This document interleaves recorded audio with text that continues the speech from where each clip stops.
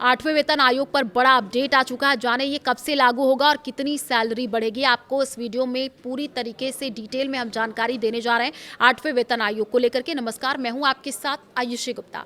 देखिए, आठवें वेतन आयोग को लेकर सरकार ने एक बड़ा अपडेट जारी किया है। लाखों कर्मचारियों और पेंशनर्स के लिए सरकार ने आठवें वेतन आयोग को लेकर के कुछ स्पष्टता दे दी है, लेकिन अभी पूरी जानकारी उपलब्ध नहीं है। संसद में सरकार ने बताया है कि कब तक आठवां वेतन आयोग लागू हो सकता है। वित्त राज्य मंत्री पंकज चौधरी ने कहा कि सरकार ने 3 नवंबर 2025 को औपचारिक रूप से 8वें केंद्रीय वेतन आयोग की स्थापना की।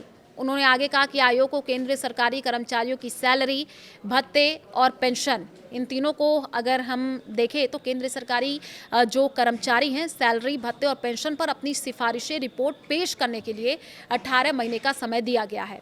उन्होंने आठवें वेतन आयोग कब लागू होगा, अब ये भी देखिए सवाल खड़े हो रहे हैं।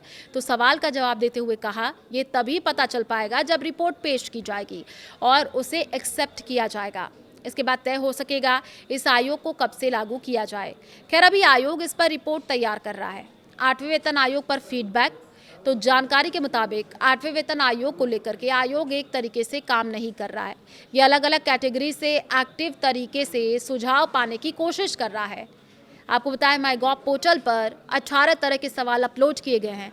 मंत्रालय, विभाग, राज्य सरकार, कर्मचारी, पेंशनभोगी, यूनियनों, शिक्षाविदों और यहाँ तक कि लोगों से भी फीडबैक मांगा गया है। फीडबैक देने का जो लास्ट डेट है वो 31 मार्च 2026 है और सिर्फ ऑनलाइन तरीके से ही फीडबैक लिया जाएगा। कब होगा सैलरी में इजाफा, ये भी अब सस्पेंस बना हुआ है। कई तरीके के इसको लेकर सवाल खड़े हो रहे हैं। तो सैलरी को लेकर के कहा यह गया है कि आठवां वेतन आयोग लागू होने में भले ही देरी हो जाए, लेकिन 1 जनवरी 2026 से ही इसे प्रभावी माना जाएगा। हालांकि कर्मचारियों तक इसका लाभ पहुंचने में ज़्यादा समय लग सकता है। आपको ये भी बताते चले कि जैन जेडीसीएफओ के संस्थापक सीए मनीष मिश्रा ने संभावित देरी की वजह बताई। उनका कहना है कि ये सच है कि कागजों पर आठवां वेतन आयोग 1 जनवरी 2026 से प्रभावी होने वाला है, लेकिन व्यवहार में बढ़ी हुई सैलरी संभवतः कर्मचारियों के बैंक खातों में 2026 के अंत तक या वित्तीय वर्ष 2026-27 के दौरान ही पहुंचेगी।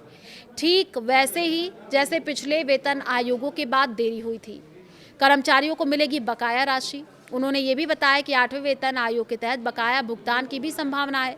संशोधित वेतन का भुगतान भले ही बाद में किया जाए, लेकिन इसका कैलकुलेशन 1 जनवरी 2026 से की जाएगी और इसी दिन 7वें वेतन आयोग का कार्यकाल समाप्त हो रहा है। अब कितनी सैलरी बढ़ जाएगी? वेतन बढ़ोतरी की अगर हम बात करें तो अभी तक कोई आधिकारिक जानकारी से लेकर सामने नहीं आई है, लेकिन शुरुआती अनुमानों से बढ़ोतरी का संकेत मिलता है। Karma management global consulting solution के मैनेजिंग डायरेक्टर और मुख्य विजन अधिकारी प्रतीक वैद ने यह कहा है, उम्मीद पिछले रुझानों और वर्तमान आर्थिक के हिसाब से दिख रही है। उन्होंने कहा कि सैलरी बढ़ोतरी के 2 फैक्टर नजर आ रहे हैं, जिसमें पूर्व आयोग का कार्य और आज की अर्थव्यवस्था शामिल है। 6वें वेतन आयोग के तहत करीब 40% सैलरी बढ़ी थी, जबकि 7वें वेतन आयोग के तहत 23 से 25% के आपस बढ़ोतरी देखी गई थी, जिसमें 2.57 फिटमेंट फैक्टर है और इसी बात पर आठवां वेतन आयोग के तहत भी सैलरी निर्भर करती है। एक्सपर्ट ने कहा कि ये सिर्फ अनुमान है, अंतिम फैसला कई आंकड़ों पर निर्भर करता है। उन्होंने समझाया कि आठवें वेतन आयोग के लिए ज्यादातर अनुमान में 20 से 35% की बढ़ोतरी की बात कही गई है, जिसमें फिटमेंट फैक्टर 2.4 से 3 के बीच और बेसिक सैलरी शामिल है। लेकिन अंतिम आंकड़ा अगले 12 से 18 महीनों में महंगाई, टैक्स और उपलब्धता और राजनीतिक इच्छा पर निर्भर करता है। तो जो सस्पेंस बना हुआ है आठवें वेतन का आयोग किस तरीके से सैलरी बढ़ेगी, क्या होगा, तो देखिए इस वीडियो में मैंने आपको समझाया। आप क्या सोचते हैं इसको लेकर के कमेंट कर सकते हैं। नमस्कार।